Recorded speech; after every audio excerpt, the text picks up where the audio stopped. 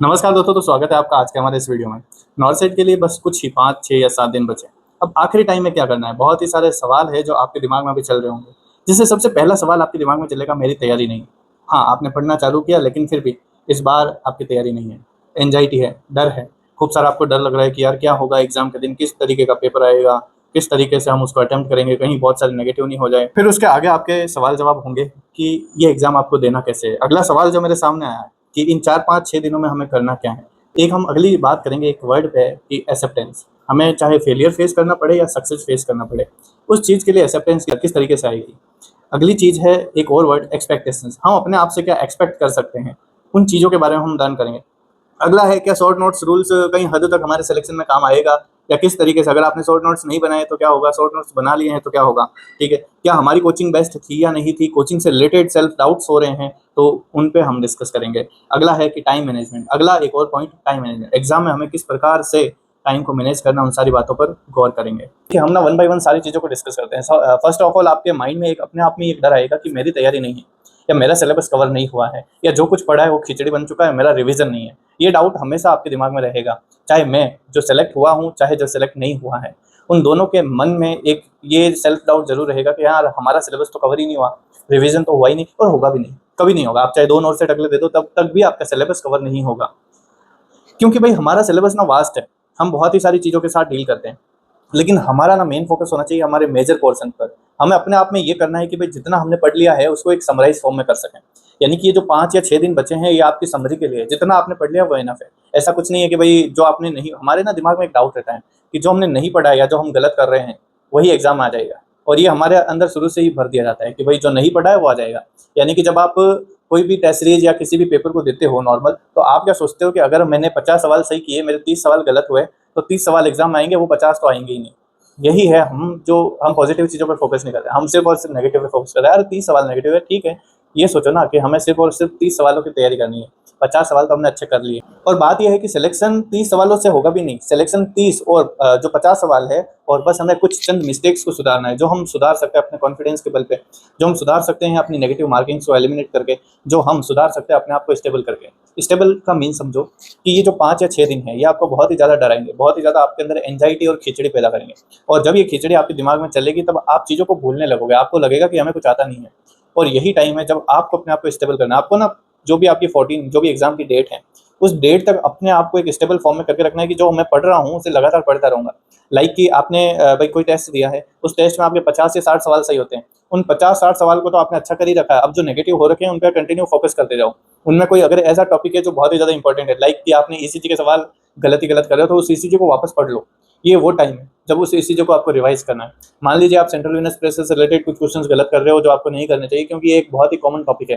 या फिर dose calculation से रिलेटेड आप क्वेश्चन कर रहे हो, वो भी आपका गलत हो रहा है, तो वो आपका सही नहीं हो रहा है, तो ये वो टाइम है 5 से 6 दिन का जब आपको इन गलतियों पर फोकस करना है। क्योंकि जब आप इन मेजर टॉपिक को कवर कर लोगे तो माइनर क्वेश्चंस आपके सही होने लग जाएंगे अपने आप ही। क्योंकि एग्जाम के दिन हमारा दिमाग उन चीज़ों को ज़्यादा सोचेगा जो ज़्यादा आती है, जो मेजर टॉपिक से बार बार उन पे जाएगा। जब हम वहाँ एग्जाम हॉल में बैठे रहेंगे तब एक सेल्फ डाउट क्रिएट होगा कि मैं ये तो पढ़ के नहीं आया हूँ तो फिर मेरा क्या होगा, मैं ये वाला टॉपिक्स तो बहुत ही अच्छे से प्रिपेयर करके नहीं आया तो मेरा क्या होगा। तो इन चीज़ों से हमें बचना है, और इन चीज़ों से हम तभी बच पाएंगे जब हम अभी मेजर टॉपिक्स पे फोकस करेंगे। तो ये ध्यान रखिएगा कि जो 5 या 6 दिन है ये आपकी स्टेबिलिटी के और उन टॉपिक्स के रिविजन के हैं जो बहुत ही ज़्यादा इंपॉर्टेंट है।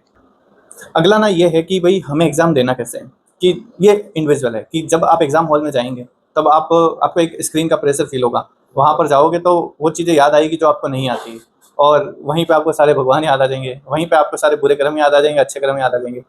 तब वहाँ पर आप बैठ के उन चीज़ों के बारे में सोचिएगा जो आपको आती है।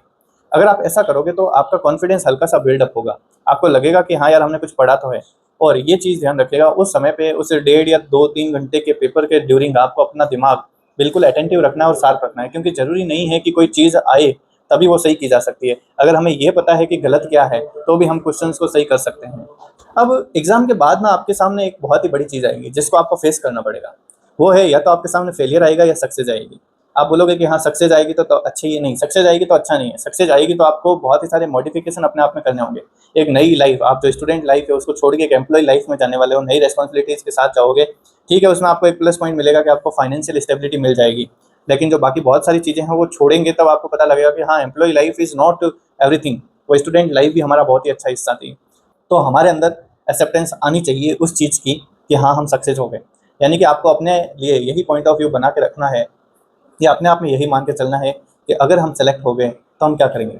आप पहले से ही अपने सपने बुनना चालू कर दो, ठीक है, कि अगर मेरा सिलेक्शन हो गया तो मैं ये करूँगा, मेरा सिलेक्शन हो गया तो मुझे ये वाली चीज़ें हैं जो करनी है, अपने घर पे ये करना है, अपने दोस्तों के लिए ये करना है, एक्स वाई जेड, अपने लिए ये करना है, जो भी है।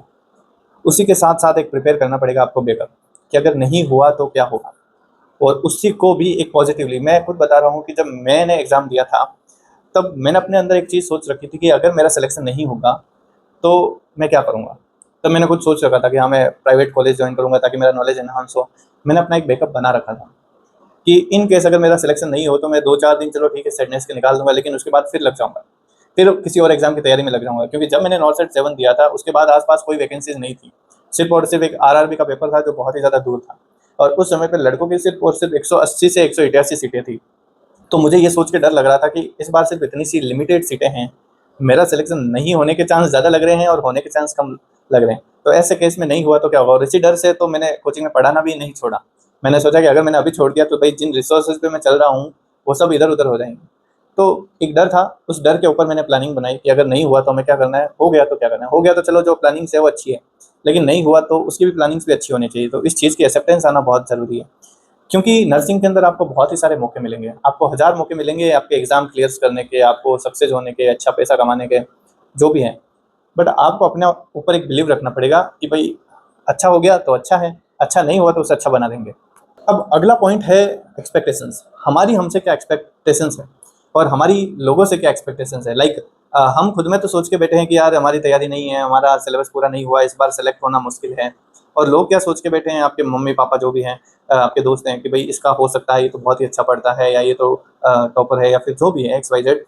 तो उन एक्सपेक्टेशंस के इधर-उधर चलना, लाइक कि अगर वो सोच रहे हैं आपके मदर फादर कि भई हमारा बच्चा सक्सेस हो जाएगा, तो ये आपके लिए एक मोटिव फ़ोर्स होना चाहिए, ना कि आप ये सोच के चलो कि मैंने अपने आप से ये एक्सपेक्टेशंस पाल रखी है कि इस बार मेरा सिलेबस कंप्लीट नहीं है, तो सिलेक्शन नहीं होगा।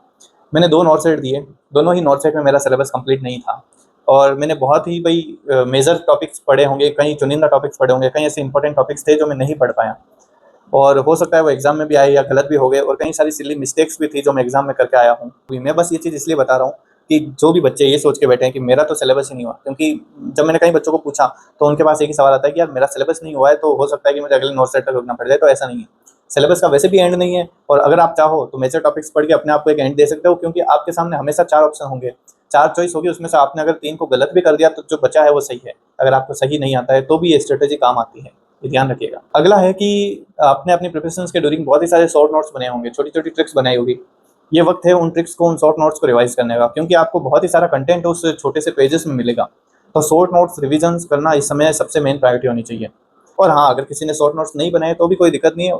जो भी आप टॉपिक्स पढ़ रहे हो फ़ास्ट-फ़ास्ट उसकी चीज़ें रीड करो, जो इंपॉर्टेंट टॉपिक्स है उसको कवर करो। हमेशा हर चीज़ को ये करना सीखो कि लाइक शॉर्ट नोट्स नहीं बनाए, ठीक है, नहीं बनाए, जाने दो, देख लेंगे जो होगा, हम अपना जो लॉन्ग नोट्स है उसको कर लेंगे। अपने अंदर इतना जज़्बा या जुनून रखो। ठीक है, आपने किसी भी कोचिंग से पढ़ लिया, हाँ, बस कोचिंग बेस्ट, हम बेस्ट है तो सब बेस्ट है, ये मान के चलो। क्योंकि सेल्फ डाउट एक बड़ी चीज़ है। जब सेल्फ डाउट आपके अंदर होगा और आप इसको लेकर के एग्ज़ाम में बैठोगे, तो आती हुई चीज़ें गलत हो जाएगी। अब एक लास्ट एक टिप दे रहा हूँ कि जिस दिन आप एग्ज़ाम में पेपर देके आओगे, तो पेपर देने के बाद आपके अंदर एक फीलिंग होगी कि यार एग्ज़ाम में जो भी आया, वो सब तो हमें आता था। लेकिन फिर भी कुछ का सिलेक्शन होगा, कुछ का नहीं होगा। तो जिनका होगा ये वो लोग होंगे जिन्होंने 2, 4 या 5 क्वेश्चन्स ज़्यादा सिली मिस्टेक्स नहीं किए या फिर ज़्यादा सही किए। क्योंकि 4 या 5 क्वेश्चन्स का फासला रहता है जो पढ़ने वाले हैं उनके बीच में। और अगर किसी का सिलेक्शन नहीं होगा, उसको भी सब आ रहा होगा, उसने 4-5 सिली मिस्टेक्स ज़्यादा की। और वो सिली मिस्टेक्स करने के रीज़न्स इस वजह से नहीं आते हैं कि उनकी तैयारी अच्छी नहीं थी, इस वजह से आते हैं कि उन्हें सेल्फ डाउट था, उन्हें बार-बार एंग्ज़ायटी खा रही थी, उन्हें डर लग रहा था, एग्ज़ाम पेपर से थोड़ा फ़ोबिया हो रहा था। तो उन चीज़ों से हमें बचना है। हाँ जी, तो जो अगला फंडा है वो है टाइम मैनेजमेंट का, कि हमें टाइम को कैसे मैनेज करना है। तो वैसे ही नॉनसेट ने ये चीज़ें बहुत ही आसान कर रखी है कि 18-18 मिनट में 20 क्वेश्चंस के स्लॉट होंगे। तो प्लीज़ एक बार आप हमेशा ऐसा करिए, जो 20 क्वेश्चंस का स्लॉट है ना, उसमें एक-एक बार जल्दी रीड करके जो क्वेश्चंस आपको आते हैं उनको कर लीजिए। जो बाद में 5 या 7 क्वेश्चंस बचते हैं, उनके लिए आपको 4 या 5 मिनट मिलेंगे। उन 4 या 5 मिनट में आप सोच के आपको भई छोड़ना है या करना है, उस हिसाब से आप डिसाइड करो। अब आप मुझसे ये पूछोगे कि हमें कितने क्वेश्चंस अटेम्प्ट करने हैं, तो ये आपकी चॉइस है, लेकिन इतने कम भी मत करना कि भई सिलेक्शन दूर-दूर तक भी नहीं हो, और इतने ज़्यादा भी मत करना कि तुम नेगेटिव से ही मारे जाओ। तो एक एवरेज रखना क्वेश्चंस करने का। बट ये चीज़ ध्यान रखना कि भई जो भी क्वेश्चंस करो थोड़ा-सा उसको श्योरिटी के साथ करना, पूरा तुक्का मत लगाना, हेल्दी तुक्का लगाना चलता है। अगली जो चीज़ है कि कितने क्वेश्चंस हमें मतलब चाहिए अपने प्री क्लियर करने के लिए। तो अगर आपके 50 से 60 क्वेश्चन सही है तो आपका प्री क्लियर हो जाएगा। एक चीज़ आप मान के ही चलना कि 20 से 30 क्वेश्चंस तो आपके गलत होंगे, चाहे आप कितने भी अच्छे पढ़ने वाले हो, 20 से 30 क्वेश्चंस गलत होंगे। कुछ बंदे होते हैं जिनकी एक्यूरेसी बहुत ही तगड़ी होती है, वो 10 से 15 नेगेटिव्स की तरफ जाते हैं, लेकिन यूजुअली जो एक मैं जनरल बात कर रहा हूँ, 20 से 30 क्वेश्चंस नेगेटिव होते हैं। तो 20 से 30 क्वेश्चंस नेगेटिव मान के ही चलना। तो ये है हमारा एक्यूरेसी वाला पॉइंट। तो मेंटेन करना उस एक्यूरेसी को, ताकि जितनी अच्छी एक्यूरेसी होगी एग्जाम आपका उतना ही अच्छा और सटीक जाएगा। तो मेरे हिसाब से ये एक छोटा सा मोटिवेशन वीडियो, मोटिवेशन तो क्या, बस ये बताना कि मेरे साथ उस टाइम एग्जाम में क्या होता था, सेम वही आपके साथ हो रहा है, क्योंकि आप भी सिलेक्ट होने वाले हो और मैं भी सिलेक्ट हो ही गया।